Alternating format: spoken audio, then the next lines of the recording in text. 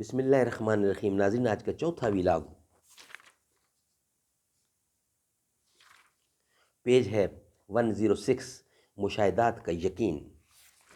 ناظرین، اردو زبان میں سرور عالم صلی اللہ علیہ وسلم کی سیرت پر جامع ترین کتاب سیرت النبی صلی اللہ علیہ وآلہ وسلم۔ رائٹر ہیں اس کتاب کے علامہ شبلی نعمانی رحمۃ اللہ علیہ، علامہ سید سلیمان ندوی رحمۃ اللہ علیہ، جلد سوم۔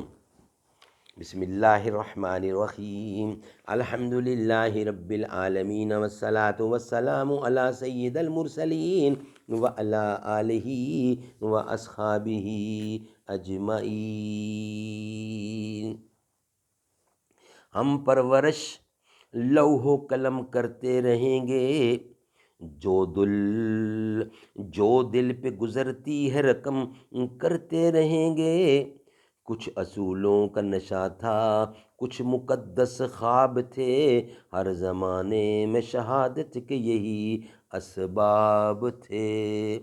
مشاہدات کا یقین، تم سمجھتے ہوگے کہ علم و یقین کی یہ اضافی یا ذہنی نوعیت زیادہ سے زیادہ اصول و نظریات تک محدود ہوگی۔ باقی مشاہدات و محسوسات جو ان اصول و نظریات کا آخری مرجع ہیں تو وہ بہرحال کوئی اضافی شے نہیں ہو سکتے، کیونکہ ان کے متعلق زید و عمر کی نوعیت یقین میں کوئی تفاوت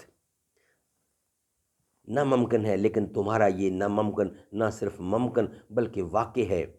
دن رات کے ان معمولی تجربات کا تو ذکر ہی کیا کہ ایک چیز جو ایک آدمی کو خوبصورت معلوم ہوتی ہے دوسرے کو بدصورت نظر آتی ہے، ایک کو خوش مزہ محسوس ہوتی ہے دوسرے کو بد مزہ۔ آلات حس و مشاہدہ کی ساری دنیا عبارت ہے رنگ و بو، آواز و مزہ، سردی و گرمی، شکل و صورت، طول و عرض، امتداد، پستی و بلندی، دوری و نزدیکی سے۔ لیکن کیا ان میں سے ایک شے کے متعلق بھی عام حکیم و فلسفی سب کا یقین یکساں نوعیت کا رکھتا ہے؟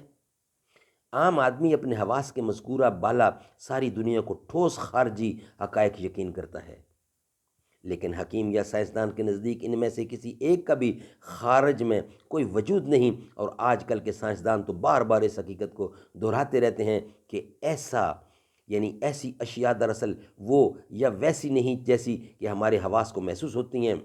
ماڈرن بلیف ذہن یا احساس سے باہر، نہ کوئی رنگ ہے، نہ بو، نہ کوئی آواز ہے، نہ مزہ۔ لیکن حکمت کو چونکہ اپنی تحقیقات میں قدم بقدم پر مادہ و قوت کے الفاظ دہرانے پڑتے ہیں، اس لیے خالص حکیم کی دل میں مادہ پرستی کا ایک ایسا جذبہ و میلان پیدا ہو جاتا ہے کہ باوجود اس اقرار کے کہ مادہ کسی نامعلوم شے کا نام ہے، پھر بھی کسی نہ کسی مفہوم میں اس کے وجود خارجی کے یقین پر اپنے کو مجبور پاتا ہے، بخلاف اس کے فلسفہ یا ما بعد طبیعیات کا عالم چونکہ حکیمانہ تعصبات سے بالا ہے، لہٰذا بے جھجک سرے سے وجود مادہ ہی کا انکار کر دیتا ہے۔ اس کے نزدیک بس جو کچھ وجود ہے وہ ذہن یا نفس کا، مگر یقین کی گردن دلائل سے کب جھکتی ہے؟ ممکن ہے کہ چند لمحات کے لیے حکیم یا فلسفی عالم رنگ و بو یا مادے کے وجود فی الخارج کے خلاف یقین پر قائم رہ سکتا ہے، لیکن بالآخر اس کو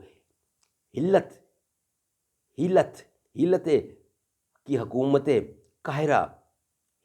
حکومت قاہرہ اسی نقطہ پر واپس لاتی ہے جہاں سے غور و فکر نے اس کو منحرف کیا تھا، اور شب و روز کی زندگی میں وہ عالم رنگ و بو کے وجود خارجی پر اسی طرح عام رکھتا ہے جس طرح ایک عام آدمی۔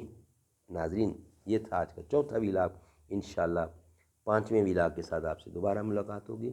4 ویلاگ آج ہمارے کمپلیٹ ہوئے۔ یا اللہ ہو یا رحمان، یا اللہ ہو یا رحمان، صدیق و عمر میں اللہ، صدیق اور عمر میں اللہ، عثمان و حیدر میں اللہ، کعبے کی تعمیر میں اللہ، قرآن کی تفسیر میں اللہ، حیدر کی شمشیر میں اللہ، صبر میں اللہ، شبیر میں اللہ، صبر میں اور شبیر میں اللہ، اکبر کی تکبیر میں اللہ، اکبر کی تنویر میں اللہ، آمنہ کی تقدیر میں اللہ، عائشہ کی تطہیر میں اللہ، لا الہ الا اللہ، لا الہ الا اللہ، یا اللہ یا رحمان